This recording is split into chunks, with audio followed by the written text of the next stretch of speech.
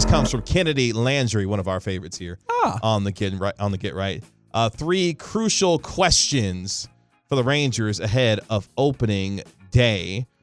As we mentioned, Jacob deGrom going to be getting the start on opening day. Of course, you got stars like Marcus Semien and Corey Seager on this baseball team as well. Looking forward to the return of Mitch Garver as well in this lineup. A lineup DHing. That's right. That's going to have a lot of pop in it. Hopefully for Josh Young, a young player starting at third base for this team.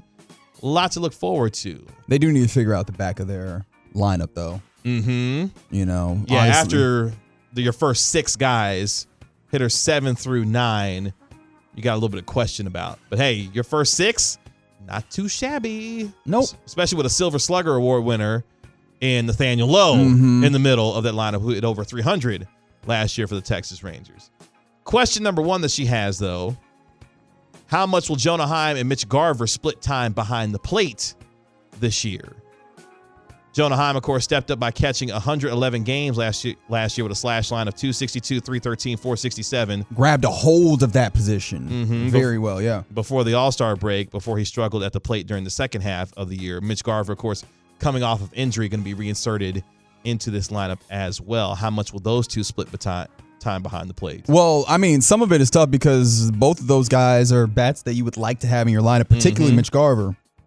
Mitch Garver, a little bit older. Like, I do think that, obviously, while you would like him in the lineup, catching is a little up or down for him at times. So you'd like him to be able to DH, but also I don't know about them carrying other catchers at that point. So they'll split a decent amount of time, but I imagine Jonah Heim is primarily your catcher as long as he can hold it down and not have another slump like he did late in the season, like as you mentioned. So yeah, no, I think that it'll be, I don't know that it'll be 50-50. I think it'll be higher on Jonah, as apparently also Kennedy says as I looked at it. I think it's going to be a lot of Jonah.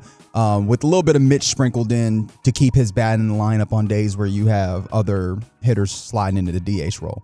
Real quick on that note, I know that I heard something from Bruce Bochy himself talking about that they split that they'll give it more to Jonah, like you guys were saying, but there's also that DH position that's open, and I think Garber played fairly decently yesterday. We had the game on here on 105.3 The Fan. That's right. Yeah, no, Garver is basically your first choice DH at this point, it seems like, and I think you'll see a lot of him there, but of course, getting guys days off or keeping their bats in the lineup in order to kind of facilitate that, I think Garver will end up catching sometimes to keep his bat in the lineup. Bochy's saying, I think it's fair to say Jonah will do a bit more catching, especially with Mitch. Where he's at now. Mitch is doing great. We certainly want to keep him healthy. I wouldn't put it at 50-50, to be honest. It's going to be a little higher on Jonah, I think, to get the share of the catching time. With Mitch, I can't say how many games he'll be catching, but we'll see how he feels. This is one that's going to get you charged up because I know you're excited about what this outfield could look like. Specifically with Leody Taveras. Question number 2 from Landry. If Leody Taveras isn't ready for opening day, will Bubba Thompson start in center field? And you know how I feel about my man Bubba Thompson. How's that? It's time to let Bubba cook. Let that speed get out there and cook a little bit. Yeah, that part is fun. He hit 302 last year. Making sure that, that the bat is working, I think, is really the interesting part of it. You get him on base, it's going to be fun this year in particular with all of the things that we have, the bigger bases and, the pitch outs and all of those things. I think that you might, and then, of course, like, no shift. I think you might get him into a place where he might be able to have some fun on the base paths. But yeah, I think that you go with Bubba Thompson. But again, we're finding out that Leody might not be out as long as we thought he might. So I think you let Bubba play a little bit and then get Leody back into center field and his rightful role. But I mean, either way, I don't think you're concerned about the defensive capabilities of your center fielder. I think what it is making sure that the offense is there in the way that you want it to be. And Taveras has been sidelined since March the 6th with a low-grade oblique strain. So it's going to be interesting to see what this opening day outfield looks like because obviously you're going to have Adolis Garcia in your outfield. Robbie Grossman is taking hold of the left field position at this point. So you've got Adolis in right, Grossman in left with your center field position. up in the air right now. Maybe Bubba Thompson gets some opportunities to see what he can do there. Maybe expressly because of obviously he's been putting the ball in play pretty well in spring training. But then also like the speed that you can have there. I think that's always going to be something that's on a manager's mind when you have an opening in center field, and Bubba Thompson fits that profile. Finally here, which I think is something that's going to be something we watch and are concerned about throughout the course of the year, and it's, of course, the bullpen for this team. Will the starting pitching depth stay in the big leagues in long relief roles or head to AAA?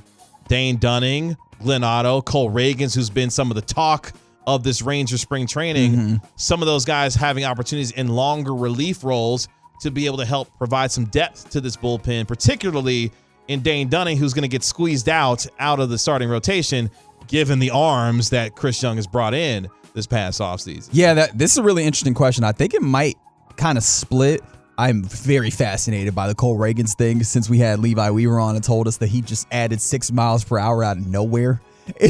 I love that concept, but no, like I think that you might split it just because of the necessity in the bullpen, right? We've seen the bullpen is a little, it's not as polished as you like it to be, and of course, like the bullpen is probably the most malleable part of your roster that you can kind of shape a little bit throughout the course of the season more than anywhere else. And it's a wild card from year to year for teams as well. Absolutely, but you're going to need those arms. So I think that some of them, getting them the opportunities to have that starting pitching rotation at AAA will be nice, but you need some help in your bullpen. And I think that some of those guys set up perfectly to be long relievers of sorts to kind of help you out, help you get through the big league portion of it. Because this is the thing: if you send them all to AAA and the bullpen isn't what you need it to be, like, what's the point, right? For the opportunity to maybe slide them into your rotation, no, you need to find a balance there, and I think that's probably what a sensible manager like Bruce Bochy would probably get done. And of course, looking forward to Taylor Hearn's role in this long relief role as well this year. And then of course, don't forget Jake Odorizzi is still one that once he actually gets up to speed, because I know that he's had